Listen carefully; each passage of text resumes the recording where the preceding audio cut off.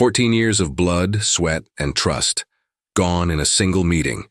That's how quickly everything Clayton Reich built was erased. A top-performing division, clients who trusted him, relationships that took years to form, all dismissed with one cold decision. This isn't just a story about business, it's about betrayal, resilience, and what happens when a leader forgets what really matters. Want to know how it ends? Hit subscribe and stay tuned for the full story. Clayton stood there, frozen for a moment, as the words sunk in. Your position is being eliminated effective immediately. Brandon's voice was smooth, detached, as if delivering the news was as routine as any other corporate update. But for Clayton, it was anything but ordinary. 14 years. 14 years of sleepless nights, of personal sacrifices, of putting the company above everything, above his family, above his own needs. He had poured everything into building this division from the ground up. And now, just like that, it was all being ripped away. The weight of those words felt heavier than any contract, heavier than the countless dollars he had helped bring in. It was the suddenness, the finality that struck him the most. No thanks, no acknowledgement, just a clean break. Brandon, with his freshly pressed suit and his air of corporate superiority, didn't even seem to care about the relationships that Clayton had spent years nurturing. It wasn't about the numbers anymore. It was about efficiency, about cutting costs, about maximizing shareholder value. Clayton had seen this before. He'd heard it in the stories of others who'd been ousted by corporate sharks. But he never imagined it would happen to him. Not after everything he had built. Not after the trust he had earned. Security will escort you to your office to gather your things, Brandon continued, his gaze not once meeting Clayton's eyes.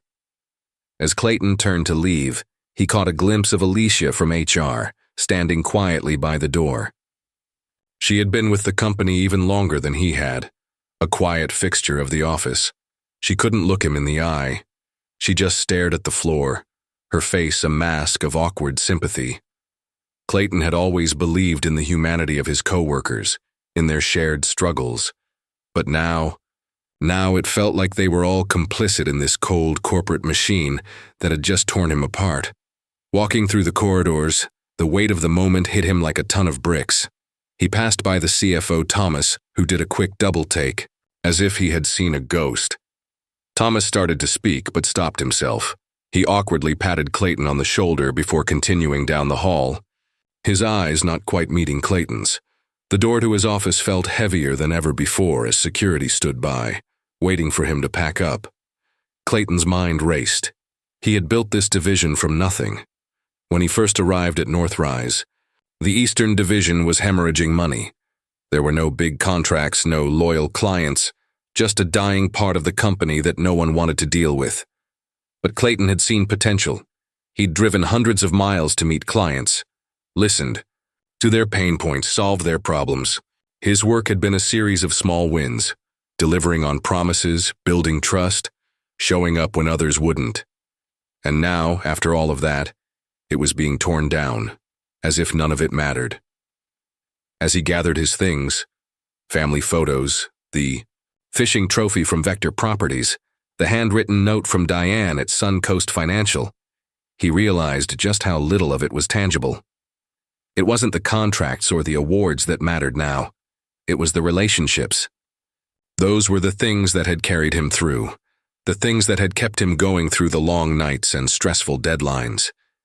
And in the end, it was those same relationships that were slipping away, just as quickly as his job had. The final blow came when he left the building. As Clayton stepped out into the parking lot, he glanced up at the glass tower. It had always felt like home, the place he had poured everything into. But now, as he walked toward his car, the weight on his shoulders seemed lighter, as if a burden had been lifted. He looked in his rearview mirror and watched as the tower shrank in the distance. There was no anger, no bitterness, just emptiness. But as Clayton drove away, something inside him began to shift. For the first time in 14 years, he didn't feel the weight of responsibility. He didn't feel the pressure of client demands or the looming deadlines. Instead, there was a strange sense of freedom, but it wasn't the kind of freedom he'd expected. It wasn't a relief either. It felt wrong, like he was walking away from something he had worked so hard to build. At home, Jennifer, his wife, his rock, was waiting for him with a cup of coffee, a quiet smile, and a soft question. "What are you thinking?" she asked. Clayton didn't know how to answer. He wasn't angry, he wasn't upset. But there was something else in his chest, a feeling that was too complicated to put into words. "They don't understand what they've done," he said slowly, more to himself than to Jennifer. "I wasn't just a cog in the machine, I was the machine." He let out a breath, the weight of the day beginning to settle in. His phone buzzed. A text from Keith, his design lead at Northrise. "Brandon called an emergency meeting, asking for client contact info for your accounts. No one's giving him straight answers. What's going on?" Clayton set the phone down without replying. What could he say? That his clients, his friends really, were about to be left in the hands of a corporate machine that didn't care about them the way he did. That the relationships he'd built were about to be torn apart by a man who couldn't see past his spreadsheets. The phone buzzed again. This time it was a call from Harold at Vector Properties, then Michael from Eastern Bank, then Stephanie from Bright Healthcare Systems, each one in shock, asking the same questions. "What's going on? What happens? To us now?" Clayton didn't lie. He didn't badmouth Northrise, he simply answered their questions honestly. Yes, he had been fired. No, he didn't know what would happen next. But his honesty was met with concern, confusion, and, oddly, a sense of trust. For the first time in his life, Clayton realized that it wasn't just the company that had made him successful. It was the people. And now, those people were reaching out to him asking, "What's next?" Clayton knew he had to make a choice. Would he burn the bridges he had spent years building, or would he use them to create something new? The decision was harder than he expected. The next morning, Clayton was still sitting in his home office staring at the blank screen of his laptop. His mind was swirling, racing between 1,000 thoughts, none of them clear. The phone calls, the texts, the whispered promises of loyalty. From his clients, none of it made sense. He had been with Northrise for 14 years. He had given everything, and now he was suddenly on the outside, watching as the company he had built was slipping through his fingers. His phone buzzed again. It was another message from Keith, his design lead. "Brandon's flipping out. He wants us to send over all the client info ASAP. He's panicking about Suncoast. Says they're going to pull out unless we smooth things over. You have any idea what's going on?" Clayton stared at the message, feeling a cold knot form in his stomach. Brandon Kerr, the man who had fired him, was now begging him to fix the damage he had caused. It was too much to process. How had it all come to this? How had a man who had been so focused on numbers and efficiency suddenly realized that his entire plan had been built on a shaky foundation? As he set his phone down, he heard a knock on the door. It was his neighbor, Frank. Frank had been living next door to Clayton for over 5 years.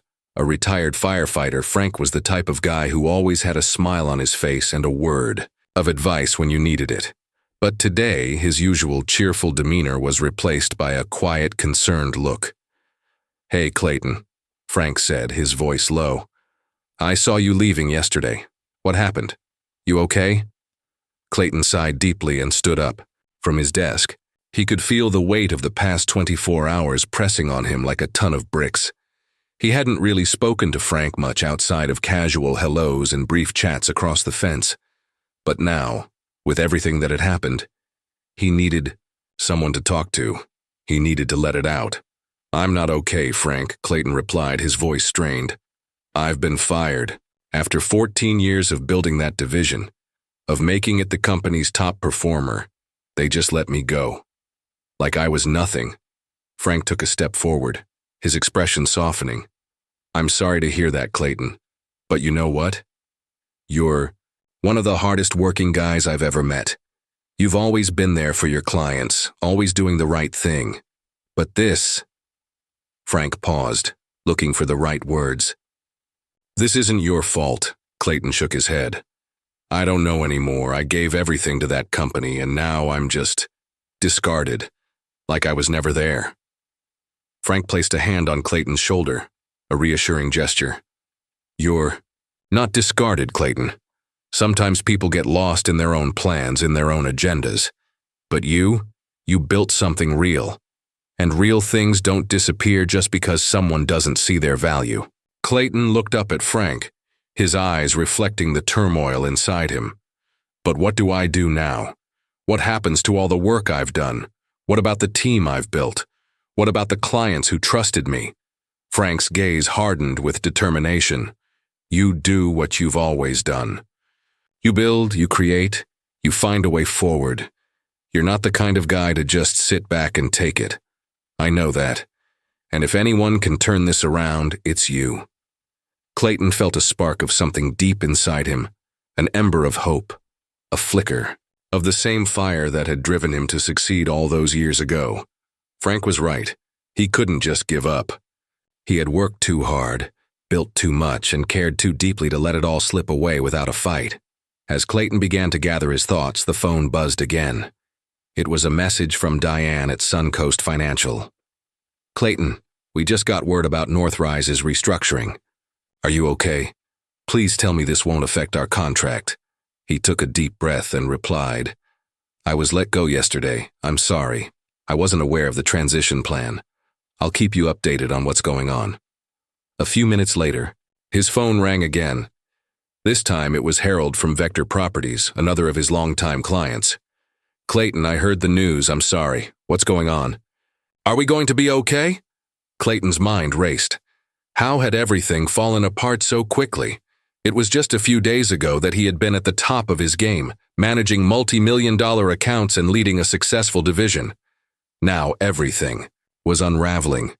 He needed to make a decision, fast. Frank's words echoed in his head.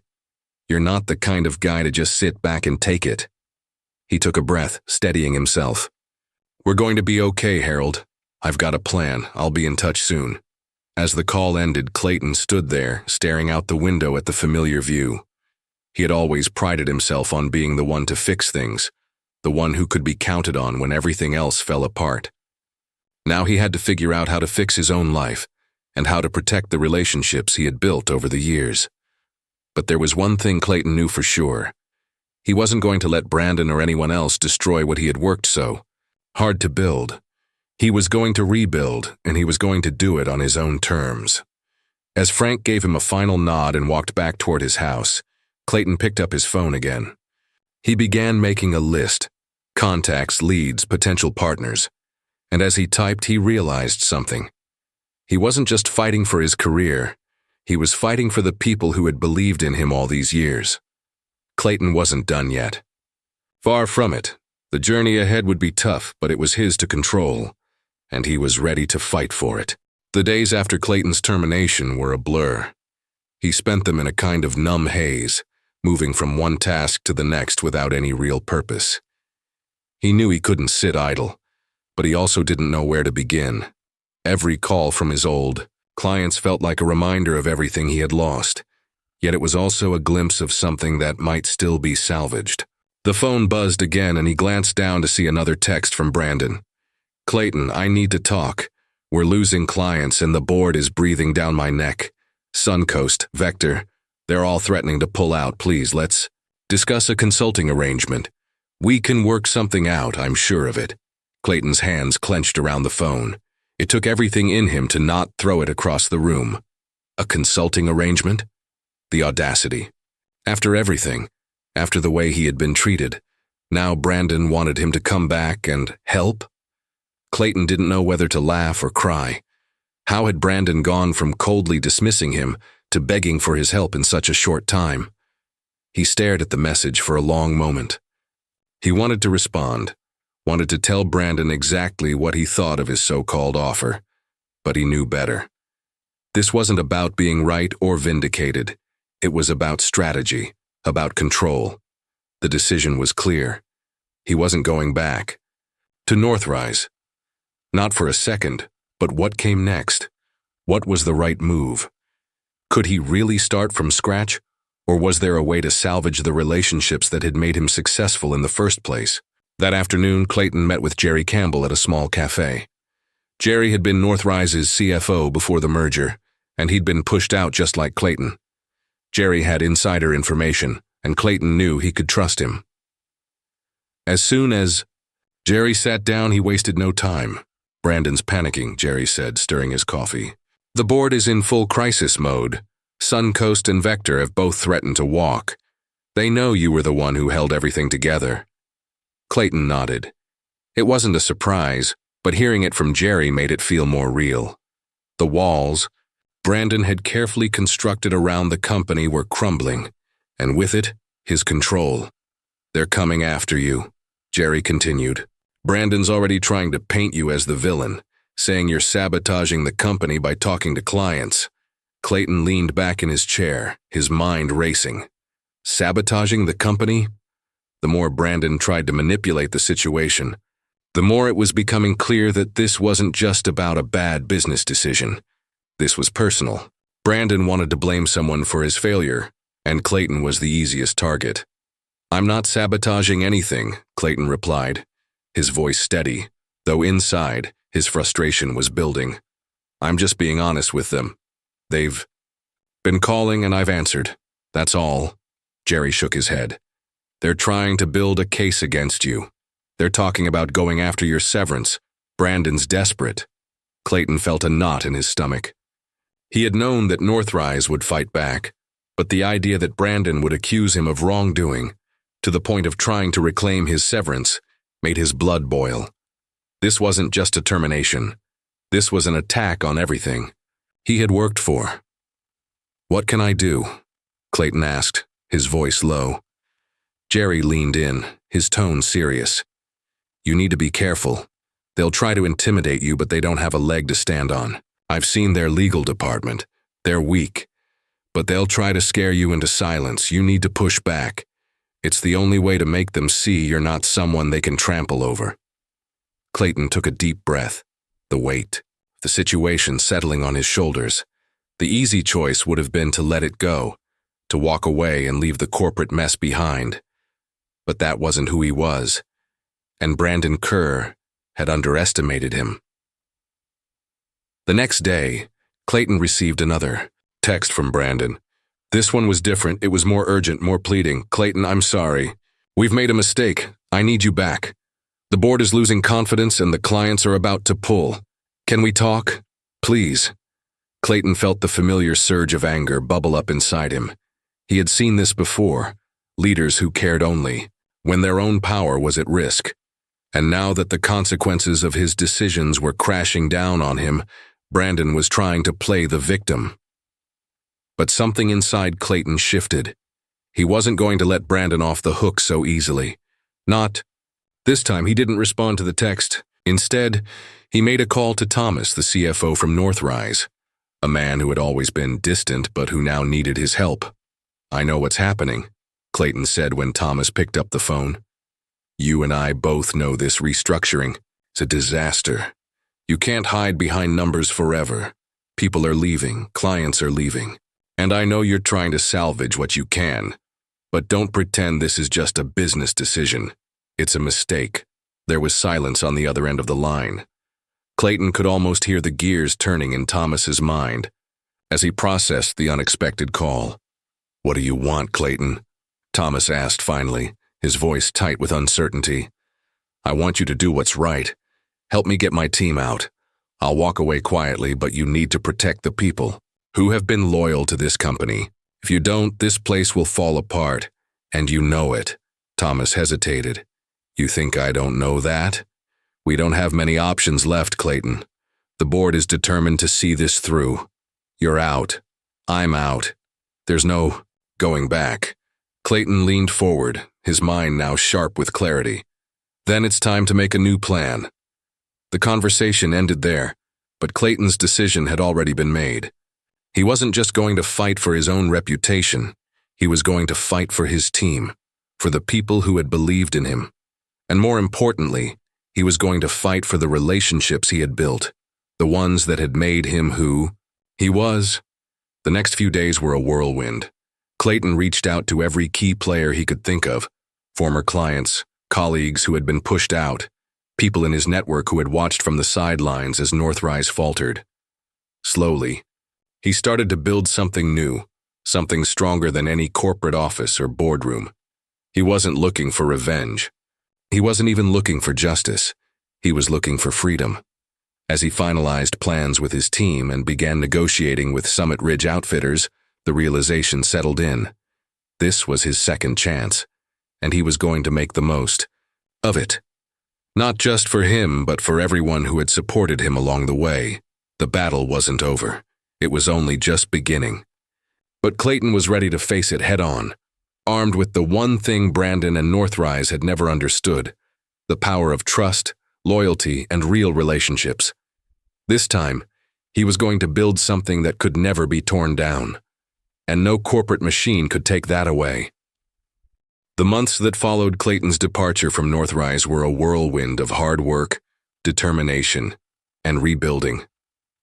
Every step he took, every call he made, was driven by a single thought: to prove that what he had built was not just a series of numbers on a spreadsheet, but a legacy of relationships, trust, and genuine human connection.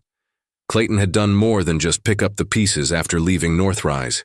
He had taken everything that had been wronged, everything that had been discarded, and built something even stronger. He joined Summit Ridge Outfitters, a company that truly valued the kind of leadership he had spent 14 years honing. They didn't just care about the margins. They cared about the people behind the business. They wanted someone who understood that success wasn't about being the fastest or the biggest. It was about loyalty, consistency, and delivering on promises. In just a few short months, Clayton helped Summit Ridge turn its struggling division into a thriving, profitable arm of the company. He brought in the key people from his old team, Keith, Janice, and the others, each one a trusted partner who had stood by him through thick and thin. Together, they proved that success could be built on values that went beyond the bottom line. And then there was the matter of his former clients, Suncoast Financial, Vector Properties, and the others who had trusted him over the years. One by one, they called him. They all had one thing in common. They were ready to leave Northrise. They had been treated like numbers, like commodities to be juggled, and they weren't willing to stay in a company that valued efficiency over human connection. "I knew this was coming," Diane from Suncoast said one day, her voice steady but regretful. "We only stayed because of you, Clayton. But now we're ready to move on. We've been talking to Summit Ridge, and I have to say, I like what I'm hearing." It was a hard conversation, but it was also a moment of validation. The relationships Clayton had spent years building were still intact. His integrity and his approach to business had not only survived, it had thrived. It had made a difference, even after the chaos of Northrise's restructuring. In just 6 months, Clayton had not only rebuilt his career, but he had also rebuilt his reputation. Summit Ridge Outfitters was growing, and they were growing with his vision, focused on relationships, not just profits. His team, once scattered, now felt like a family again, united by a common goal to create something lasting, something that couldn't be dismantled by corporate greed or short-sighted strategies. As he sat at his desk one evening, looking out at the city skyline, Clayton reflected on everything that had happened. He had gone from the top of his game to being dismissed without a second thought, but now he was in control. He wasn't just managing a division, he was leading a movement that valued people over profits, relationships over transactions, and long-term growth over short-term success. But it wasn't just the business success that mattered to him now. It was the relationships he had built, the team he had nurtured, and the clients who still trusted him. He had proved to himself and to others that no matter what happened, he could rise again. And this time, it would be on his own terms. Then, as if on cue, the phone rang. It was Jerry Campbell, the CFO from Northrise, the one person who had seen behind the curtain and knew how badly things had gone wrong. "Clayton," Jerry said, his voice tinged with regret. "I heard about the success. Summit Ridge. I'm not surprised. You always knew what you were doing. I wanted to tell you that I'm sorry. I should have backed you up when I had the chance." Clayton paused, absorbing Jerry's words. It was a strange moment, hearing an apology from someone who had once been so deeply embedded in the corporate machine that had turned on him. But it was also a moment of closure. "You did what you had to do, Jerry," Clayton replied, his tone calm. "I understand.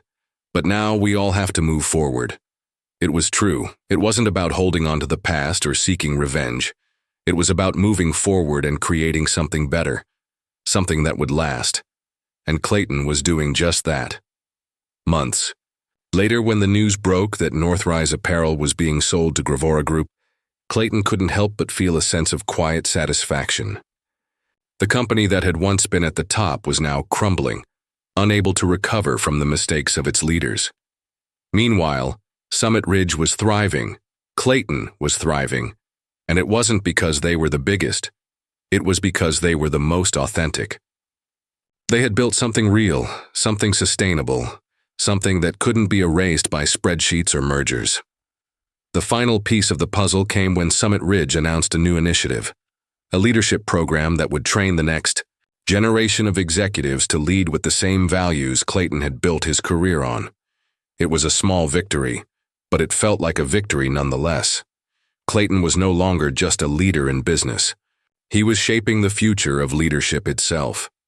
As he stood with his team at Summit Ridge's annual retreat, looking around at the faces of people who had trusted him and followed him, Clayton felt a deep sense of fulfillment. The pain of his firing, the uncertainty and the fear, it was all in the past now. He had come through it stronger, more determined, and more committed than ever to the values that had always mattered to him: integrity, loyalty, and trust. In the end, Clayton didn't just rebuild his career, he built a legacy, one that would last far beyond his time at Northrise. And he knew deep down that the relationships he had nurtured, the people he had empowered, and the business he had helped create would stand as a testament to the power of doing things the right way, no matter the cost. And that, he realized, was the greatest success of all.